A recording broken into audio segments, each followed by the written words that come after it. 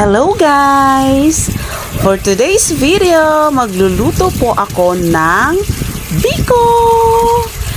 Ito po ay ang aking homemade biko. Ayan guys, hinugasan ko muna ang malagkit na bigas. Then, syempre, patutuluin ko muna siya para mawala yung tubig. And syempre guys, meron tayong niyog. Ayan, pinakayod ko na yan. Then, ako ang mag-squish-squish. Hindi ko alam yung saktong Tagalog eh. Then, ayan guys, syempre, gagatain natin yan. Kunin natin yung gata niya. Paggawa ng biko is napakahirap. Pero, sulit naman kapag naluto na, napakasarap niyan guys. Yung gusto kong luto ng biko is yung malagkit ang, kapag kinain mo siya is makunat. Ganon ang gusto kong biko. Ayan guys, syempre kukunin lang natin yung katas noon. Then ayan na ang ating mga ingredients guys. Meron tayong gata, malagkit, then ayan, sugar. Yung brown sugar guys ang ang ginagamit ko para maging kulay brown yung biko natin. And then ayan guys, yung sapal nung niyog, gagawin ko siyang toppings eh. Ayan, lalagyan ko rin ng pandan, then mani. So, ayan guys, ang first step is, syempre, unang isasalang is ang gata. Pakukuluin ko muna yan guys. Then, syempre, ilalagay ko na rin yung pandan para mabango ang ating biko. Ayan. Takpan muna natin para pakuluin ang gata. Pag kumulo na guys, syempre, pag kumulo na yan, lalagay na natin ang sugar. Siya nga pala guys, 1 and 1/2 kilo nung malagkit na bigas yung niluluto ko. Kaya ang sugar is 1/2, bali 3/4 na sugar ang nilagay ko. So ayan, syempre guys, tutunawin natin yung sugar. And then, pag kumulo na siya, lalagay na natin yung malagkit na bigas.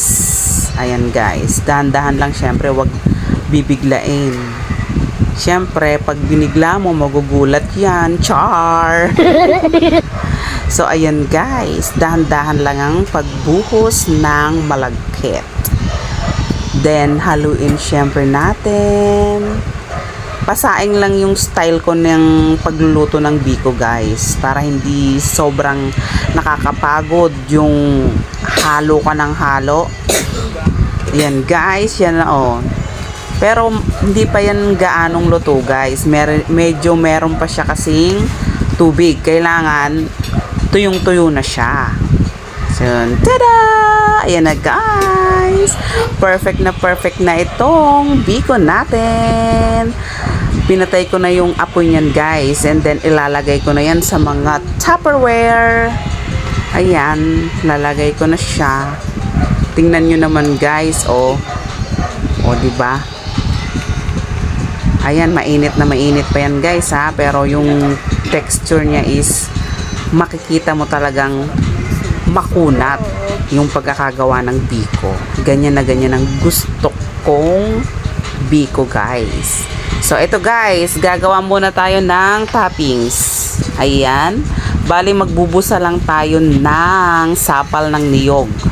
Kumuha lang ako ng konting sapal doon sa niyog na kinuhaan ko ng gata kanina. Then syempre lalagyan natin ng sugar para maging medyo matamis ang ating toppings. Ayan, para maging crunchy yan. Ayan, syempre, panilagyan ko rin ng mani. Pampadagdag lutong din yan. Medyo mahirap lang gawin to guys, kasi kailangan mong haluin yan, kasi baka masunog. So, ito na guys, tapos na yan, luto na yan, kasi crispy na siya.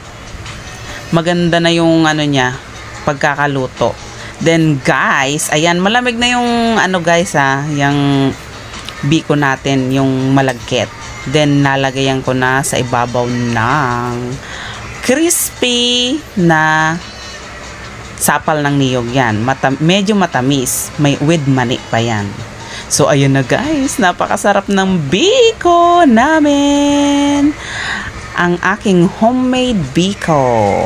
Pag kinain mo yan guys, ayan o, tingnan mo naman. Napakakunat niyan. Ang sarap-sarap. Nagpapadagdag din ng sarap ang malutong at manamis-namis na toppings ng ating biko. So guys, hanggang dito na lang ang video na ito. Thank you for watching. Bye!